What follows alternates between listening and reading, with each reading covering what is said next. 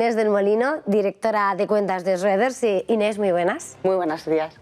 Llegamos en este mes de mayo, 9 de mayo, resaca de la FED, de esa decisión de política monetaria, subida de 50 puntos básicos, horizonte de subidas también, pendientes de la inflación, de ese oro. Y en este contexto, y con todo lo que tenga que venir, Inés, ¿cuántas subidas de tipos precisamente prevéis que lleve a cabo la FED en los próximos meses?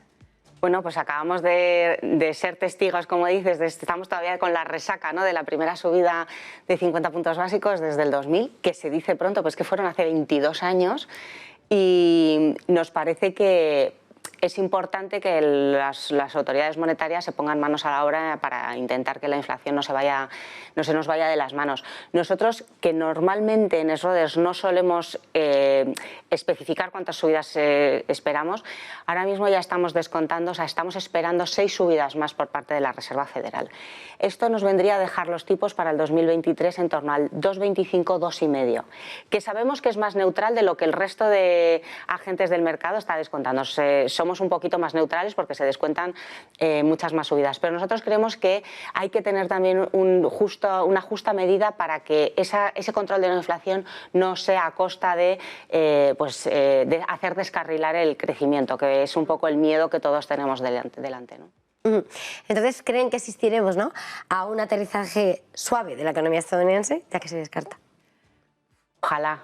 La verdad es que es difícil que sea un aterrizaje suave y estamos todos vigilando mucho que efectivamente no acabemos en la temida recesión, que en Schroders no la vemos, ni se la espera.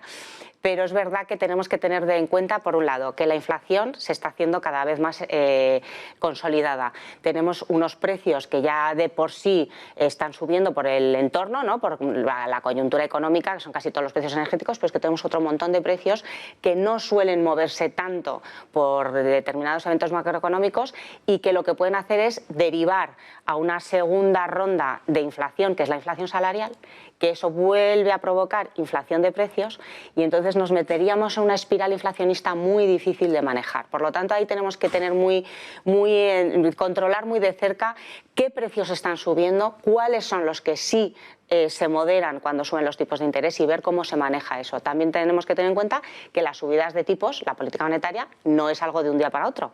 Tiene un decalaje, es decir, lleva un retraso. No vaya a ser que por subir nos pasemos y luego nos hayamos hecho descarrilar ese crecimiento. Y aparte tenemos también que tener en cuenta que en el resto del mundo estamos luchando todos contra la inflación, no solamente en Estados Unidos.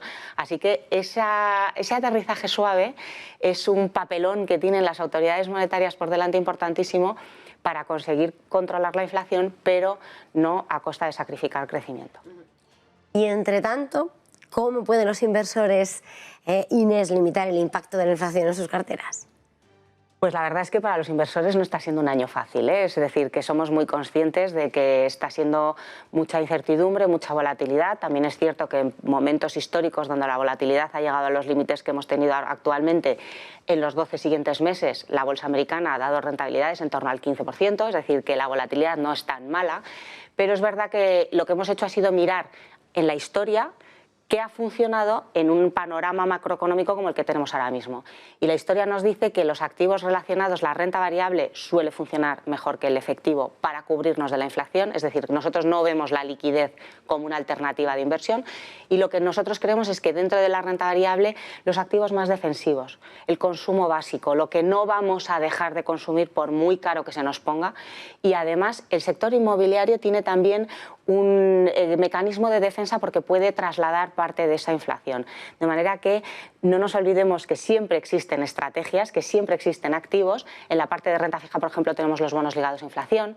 Tenemos que buscar también la parte de crédito que está volviendo a recuperar su atractivo, sobre todo en Europa. Es decir, que alternativas hay, que la liquidez para nuestra forma de entender el mundo de la inversión nunca es un buen plan B y que lo único es que hay que ser muy selectivo. Y en esa selección, ¿qué hay del oro? ¿Este endurecimiento de la política monetaria, Inés, podría causar efectos negativos sobre el metal precioso? Pues es verdad que el oro tiene un impacto negativo cuando la política monetaria sube, y cuando sube demasiado todavía más. Y en ese caso nosotros lo que hacemos es asemejarlo un poco a cuando estaba el presidente de la Fed, Volcker, que, bueno, pues por a lo mejor endurecer los tipos demasiado, terminó provocando una situación un poco más complicada de la que nos gustaría en los años 70, ¿no? Así que nosotros creemos que el oro hoy por hoy sigue siendo una buena oportunidad de inversión como descorrelacionador de carteras, diversificador. Todavía creemos que sigue teniendo su atractivo, pero hay que tener un poco de cuidado de ver cómo de agresiva y cómo de rápida es esa subida de tipos, no vaya a ser que en ese decalaje que lleva en la consecuencia el oro luego se vea más perjudicado. Bueno, pues nos vamos a quedar con este análisis y con esos mensajes.